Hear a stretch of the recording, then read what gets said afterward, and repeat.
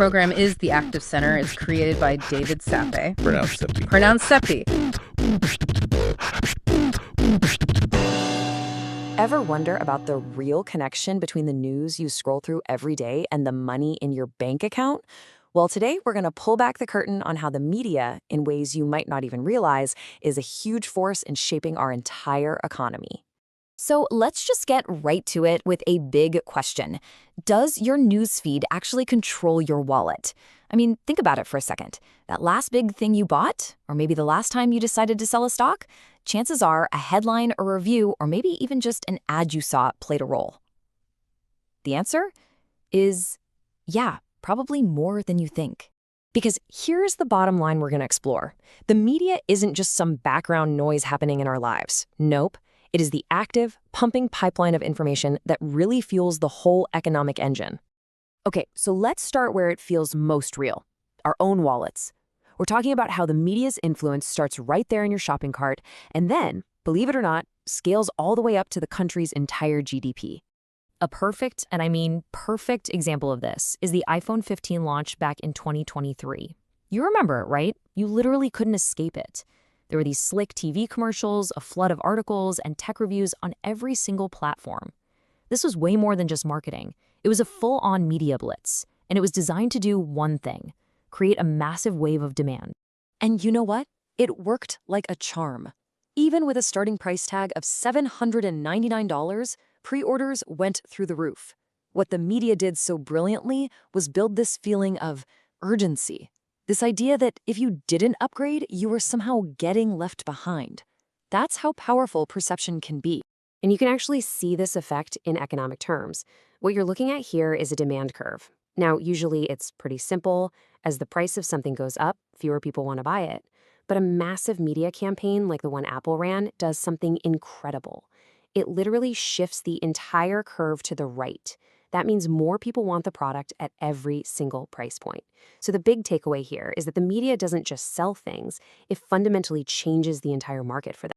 And this isn't just some one-off thing that only Apple can do. It's a real, measurable economic force.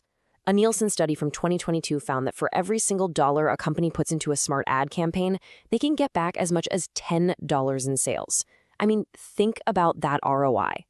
That spending is a huge, huge driver of the entire economy. All right, so let's zoom out a bit. We're moving from our shopping carts into the crazy world of high-stakes finance. This is where a single headline, delivered in a split second by the media, can move billions of dollars. Just look at this recent example from July 2024. It's a classic chain reaction.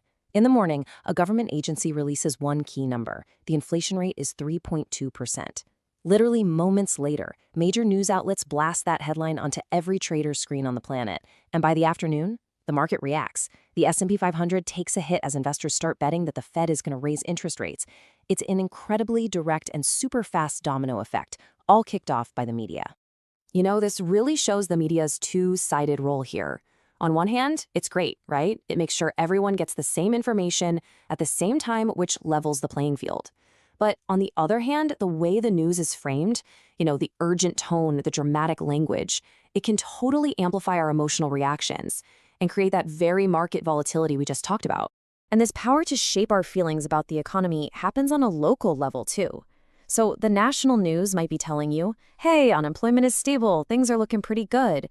But if your local news station is running stories all week about a factory down the street shutting its doors, well, your personal economic reality feels totally different.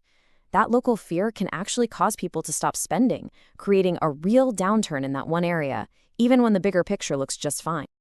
Okay, and that brings us to our final and widest view.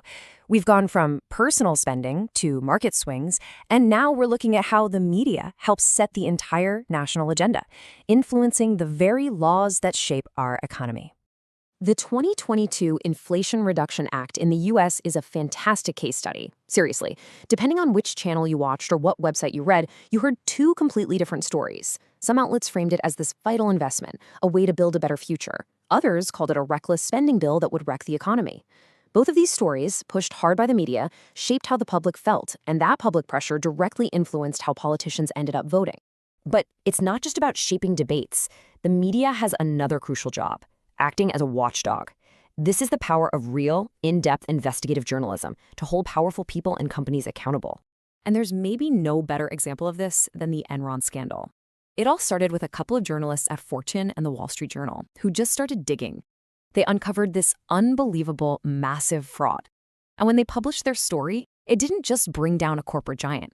It led directly to the U.S. Congress passing a historic new law, the Sarbanes-Oxley Act, designed to make sure a crisis like that could never, ever happen again. That's the media not just reporting the news, but actually driving policy change. So let's bring it all together. What's the big takeaway here? When we talk about the media's economic power, what are we really saying? Well, it really boils down to these three levels of influence. First, on a personal level, it shapes what you buy.